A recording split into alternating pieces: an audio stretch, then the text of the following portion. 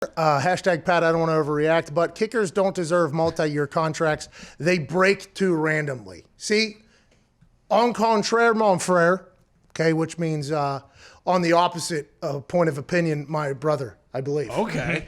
I believe is what that means, right? Yep. Yeah. Man, sorry, feel pretty good about that. Yeah.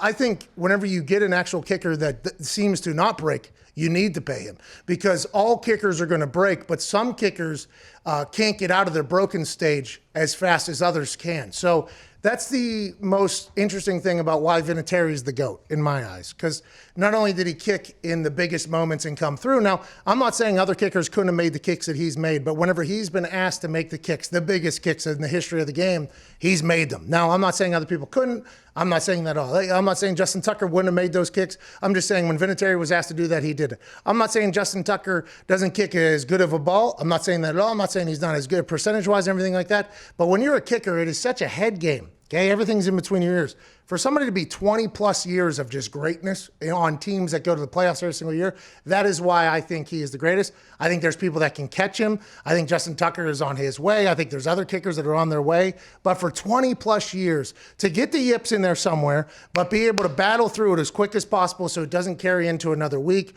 or into another week is something that's so difficult. Dan Bailey right now is battling, okay? Sometimes your brain just tells you that you suck at kicking footballs, even whenever you are very, very good at kicking footballs. Somehow, some way, your brain figures out a way to convince you that what you're about to do is not going to be successful. And it's nothing like he's hurt. Maybe he's hurt. I'm not 100% sure. It's just your brain gets to a point where whenever you're dealing with something that you have to hit like an eighth of an inch spot on the ball in one particular fashion. That's why it happens to golfers as well, pitchers as well. When you're dealing with something that is so small for a success situation, anytime your brain can get in there and affect it a little bit, it can just start going bad.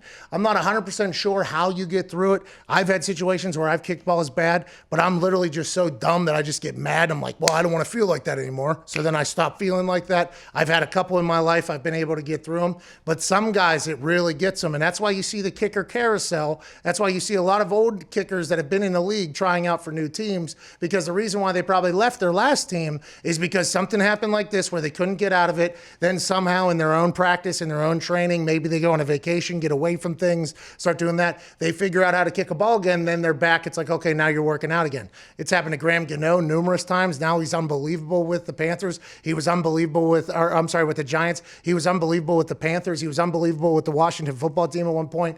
It's just one of these things that happens with kickers, and it sucks for everybody involved. It sucks for the kicker. It sucks for his teammates, obviously, his coaches, his family, the fans. And there's literally, you have no idea how to get out of it other than just hoping that the switch is flipped once again. And it sucks for Dan Bailey. But whenever he jogged out there for a couple of those kicks, I think everybody on earth, except for Zimmer, knew there was no shot that ball was going on. And there's nothing you can say to him either. There's nothing anybody can say to Dan that's going to help Dan get out of his own head. You just can't happen. It is a terrible situation to be in. Absolutely terrible. It happened to Gostkowski this year at Denver, and then he went on to win Player of the Week like 2 games later. Exactly. There just gets a point where you start to doubt yourself. And I don't know why it happens. It just happens. And then I think there's something called imposter phenomenon or something like that. If you look it up, it's where your brain basically, you start to believe that you don't deserve to be where you're at or something like that. It's just like these things that people get into that are it's tough. And I've always been too stupid really to buy in. So that's really good news. Imposter syndrome. What's that? Imposter syndrome. There it is. Yeah, yeah. I started looking that up yesterday as I was thinking about this. I was like, I assume there has to be some sort of prescribed prescription for it? Prescribed situation that's happening in between years. Diagnosed. Yeah, there has to be like a diagnosis for this because too many people feel it, even at the highest of levels. I've never talked to Vinatieri about it. I was never around Vinatieri whenever he went through any situation like this, and I never really went through it whenever I was with him, so it wasn't like I could have that moment with him. But that's why I think he is the guy, because for so long he was able to whatever. That's the biggest part of kicking and punting. There's a lot of people that can kick the ball far. There's a lot of people that can punt the ball far. But in between your ears, whenever you have to, can you defeat your brain basically to let it happen? It's wild. That's why Mason Crosby's so fucking impressive. I was going to say, to your point, too, about like extending these guys, you mentioned it earlier. He had that like 4-game span or whatever. He missed like 4 field goals against the Lions a couple years ago. Like I always think about if they would have cut him after that year, like, you know, and then seeing what he's done since then, it's like that they would have been in a bad spot, and just reinserting themselves in the carousel and hoping that you find a guy who's going to be able to replace him. And that's kind of what the Titans were doing with Gostkowski, by the way. Vrabel was like, listen, we're going to have to sign somebody new anyways. We have no idea if this person's going to be good either.